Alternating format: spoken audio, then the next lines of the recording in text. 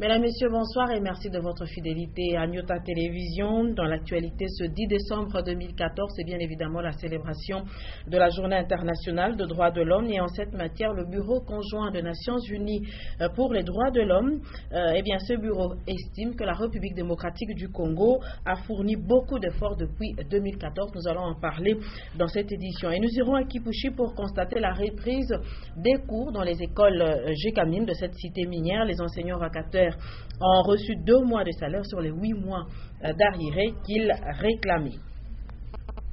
Merci de votre attention. Je vous le disais donc à l'occasion de la Journée internationale des droits de l'homme célébrée ce mercredi 10 décembre 2014, le Bureau conjoint des Nations Unies aux droits de l'homme estime que beaucoup d'efforts ont été fournis pour l'amélioration des droits de l'homme en République démocratique du Congo depuis 2014. Et bien évidemment, tout n'a pas été négatif, même si certains rapports du bureau ont fâché le gouvernement congolais, notamment celui sur l'opération Likofi. Je vous rappelle que cette opération a été menée par la police contre le banditisme urbain.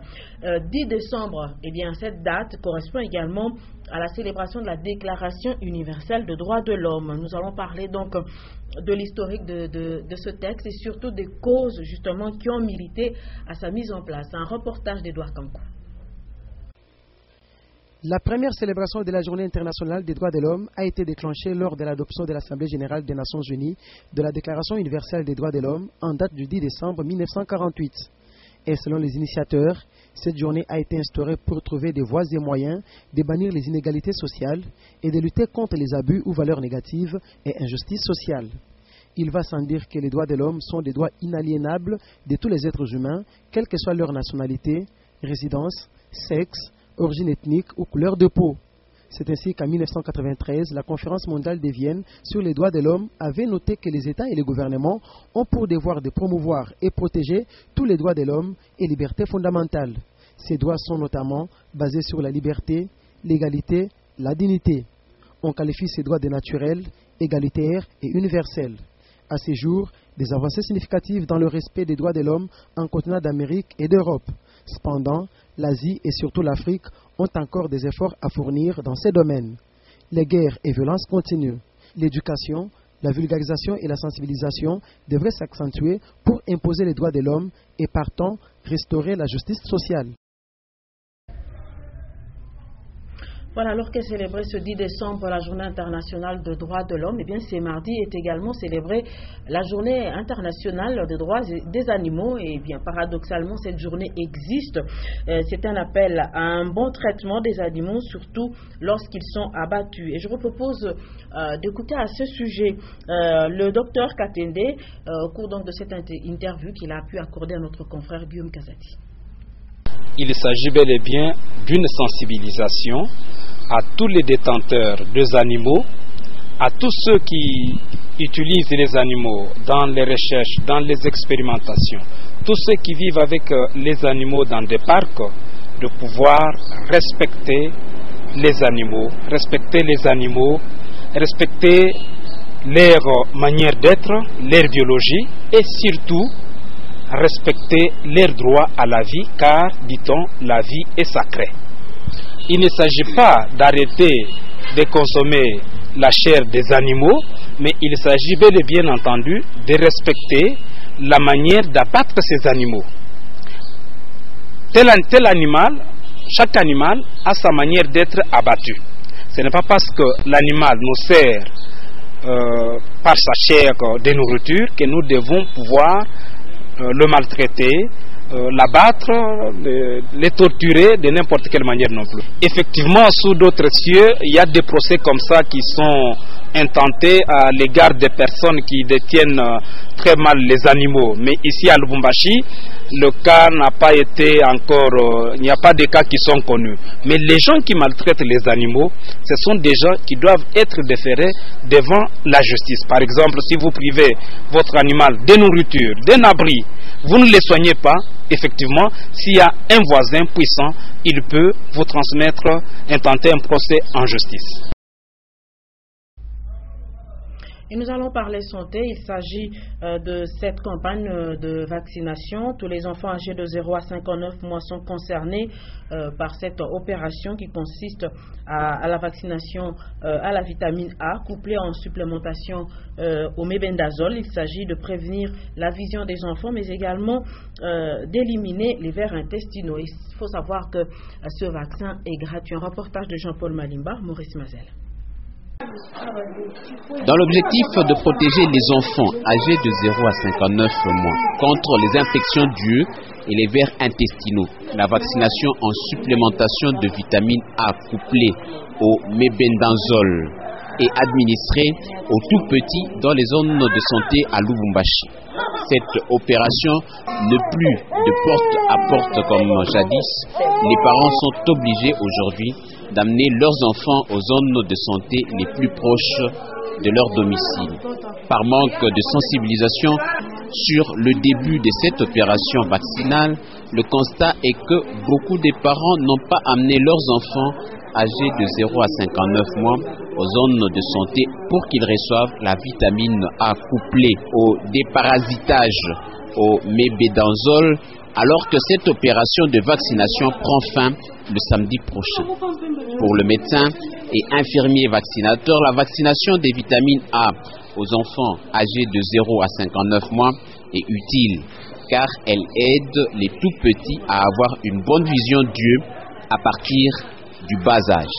Les enfants qui avaient manqué le vaccin BCG contre la tuberculose, la diphtérie, la coqueluche, l'antitétanos et fièvre jaune reçoivent en même temps ces différents vaccins prévus sur le calendrier vaccinal de l'enfant. Nous quittons le monde de la santé pour parler éducation et c'est pour vous dire que les cours ont finalement repris dans les écoles Gécamines de la cité minière de Kipushi. Sur 7 mois d'arriérés de salaire, les enseignants vacataires ont reçu 2 mois et ils ont finalement décidé de reprendre leur travail. Un reportage de Lulumami, Edouard Kankou. Après plusieurs semaines de grève, c'est finalement ce mercredi 10 décembre que les cours ont repris dans les écoles Gécamines de la cité minière de Kipushi. Les enseignants vacataires, mécontents pour non-paiement de leur salaire, ont été payés et ont poussé un ouf de soulagement. D'où la satisfaction des élèves malgré le retard accusé dans les programmes d'enseignement. Nous étudions, nous sommes presque à la 5e heure et nous avons étudié tous les 5 cours. Et ça me va tout droit au cœur parce que les autorités ont réagi par rapport à notre doléance que nous avons posée et ça, nous allons rattraper le plus vite. Aujourd'hui, on avait étudié la chimie, la mathématique, le latin, presque tous les cours. Sur 7 mois d'arriérés, les enseignants vacataires n'ont reçu que l'argent de 2 mois, ce qui veut dire que les 5 mois restants peuvent toujours constituer un objet de mécontentement dans les jours à venir, a confié un enseignant hors micro et caméra. Et le phénomène enfant en rupture familiale, eh bien, ce phénomène serait en baisse au marché Rail. La police cobise à ce lieu de négoce, les services de renseignement, mais également l'administrateur. Eh bien, ils continuent à traquer chaque jour les chégués. Sont souvent vus en ce moment. Ce sont des mineurs qui offrent souvent leurs services aux marchands donc, qui œuvrent dans ce marché. Maurice Mazel. Le marché Rail dans la commune de Kampemba était considéré comme le retranchement des chégués, des jeunes gens en rupture familiale. Depuis lors, la police du marché, le service de renseignement et l'administrateur de ce lieu de négoce ont enclenché la lutte contre la présence des vagabonds au marché. À l'heure actuelle, les chégués adultes ne se font plus voir. Les vendeuses et vendeurs se plaignent de moins en moins au sujet des vols de leurs marchandises ou d'autres cas de vandalisme. Nous avons travaillé en synergie avec la police, la main. On a essayé un peu de traquer tous les chèques ici. Jusqu'à présent, mais ça va. Ça va. Mais c'est notre cheval de bataille. Nous sommes en train de combattre le système chèque. Ce que nous appelons ici chez nous, chèque zéro. Nous sommes en train de combattre jusqu'à la dernière énergie pour ne fût-ce qu'atteindre au moins 3%. Toutefois, des petits nécessiteux sont nombreux au marché Rail. Ces mineurs, en quête du pain quotidien, sont exploités par les personnes adultes qui recourent à eux pour les travaux manuels.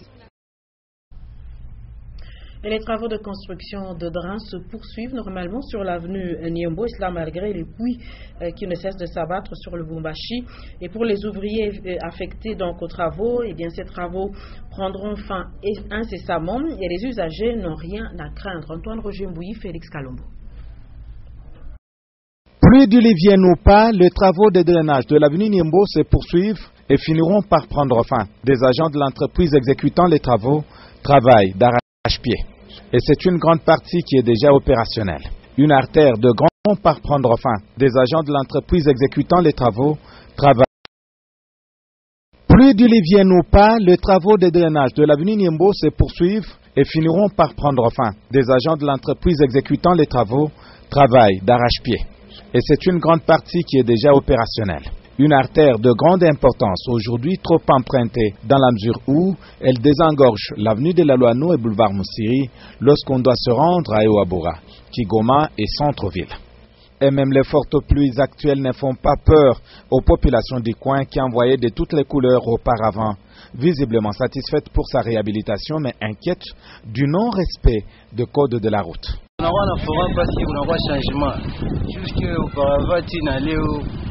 C'est une joie immense de constater et vivre ce changement.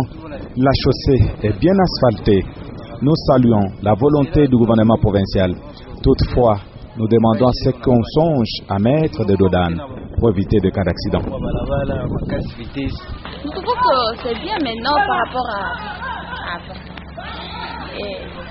Sauf que maintenant, ils doivent se souvenir de nous. Qu'ils mettent un peu de casse-vitesse, c'est ça. On tamponne les élèves. Du côté des exécutants des travaux, l'on signale la fin des travaux incessamment. Pas de crainte quant aux pluies, la population est donc priée de prendre son mal en patience.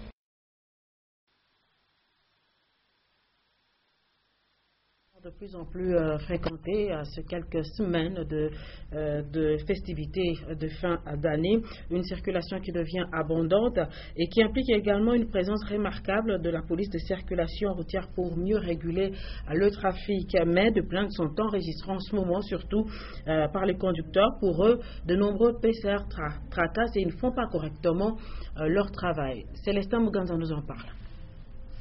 Presque à chaque coin, à chaque feu de signalisation et même au centre-ville de Lubumbashi, difficile de parcourir 1 kilomètre sans apercevoir un agent de la police de circulation routière. Pour certains conducteurs, cette situation est plus remarquable au mois de décembre, avant les fêtes de Noël et de Nouvel An. Mais les pratiques utilisées par certains agents de la PCR et autres services sont taxées de tracasserie par les conducteurs. Certains d'entre eux exigeraient la monnaie et créeraient des infractions. Nous travaillons comme des militaires. Vous me trouverez renfermé dans mon véhicule, car si les services de l'ordre, tenue bleue, mairie et même la PCR entrent dans mon véhicule, ils vous arrêtent et obligent l'argent. Nous voulons aussi travailler en toute quiétude au profit de nos familles et non pas pour eux. Vraiment, on est victime de la tracasserie.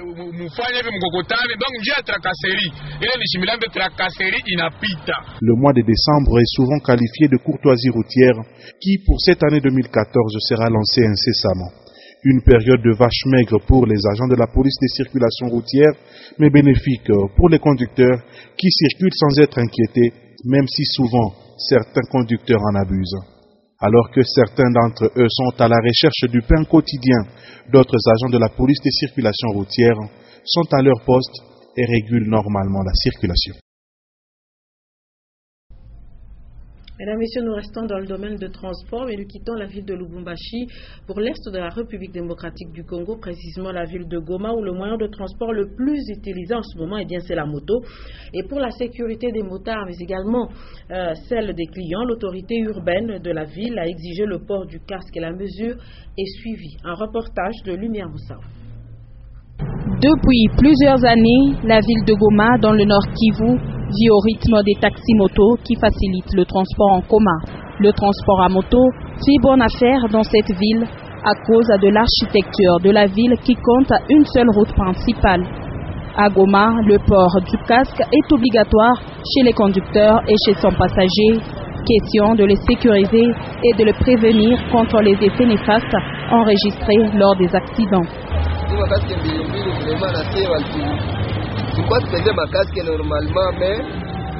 On nous a imposé des casques pour éviter les effets néfastes des accidents. Mais pour nous, prendre 1 ou 2 clients avec casque, c'était pas facile. Mais pour le moment, on est habitué.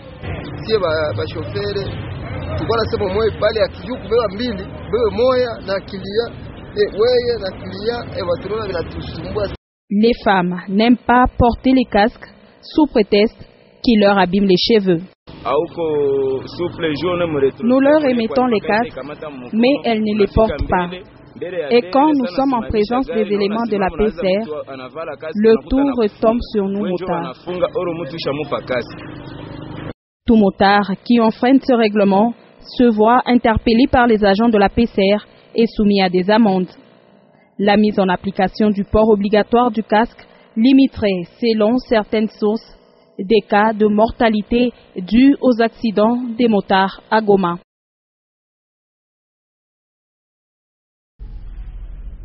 Mesdames, Messieurs, vous le savez que l'actualité politique reste dominée par la nomination du nouveau gouvernement de cohésion nationale. Dans ce gouvernement, 7 membres de l'opposition ont intégré et parmi les 7, 3 sont du mouvement de libération du Congo, parti cher à Jean-Pierre Bemba. Et l'un de 3, Thomas Louaka, qui a été exclu de ce parti, il tente de se défendre. Je repropose ce commentaire de Douar Kankou. Sur 7 membres de l'opposition qui font partie du gouvernement de cohésion nationale, il y a 3 du mouvement pour la libération du Congo, MLC. Thomas Louaka, vice-premier ministre chargé des postes télécom et NTIC, Germain Kambinga à l'industrie et Omer Egwake à l'aménagement du territoire. La nomination de ces 3 membres de l'opposition a créé des remous et une partie des membres du collège fondateur a signé leur radiation. Cette situation suscite un questionnement. La formation du gouvernement de cohésion nationale fait partie des résolutions des concertations nationales tenues au mois d'octobre de l'année dernière. Et le MLC de Jean-Pierre Bemba a bel et bien pris part à ces assises des portées nationales en sa qualité de parti d'opposition. Ipso facto, il est devenu partie prenante des résolutions prises. D'ailleurs, les nommés recourent à cet argumentaire et jugent de non fonder cette radiation. Nous sommes à 1 année et demie de la fin de la législature en cours et la nouvelle équipe gouvernementale aura du pain sur la planche pour rencontrer les attentes du peuple.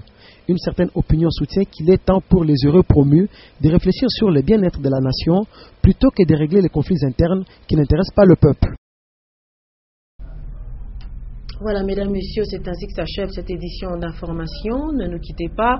Juste après, vous pourriez suivre 2 pages magazine qui concernent l'entreprise Tenke Fungurume Mining. La première page magazine concerne l'appui, le soutien que Tenke Fungurume Mining apporte aux agriculteurs de sa concession qui reçoivent des semences, mais également engrais pour pouvoir lutter contre pour pouvoir améliorer plutôt la sécurité alimentaire en province du Katanga. La deuxième page magazine concerne également Tenke Fungurume Mining. Cette fois-ci, il s'agit de cette récente visite dans la concession d'une délégation allemande, une délégation qui a été conduite par l'ambassadeur allemand de la République démocratique du Congo.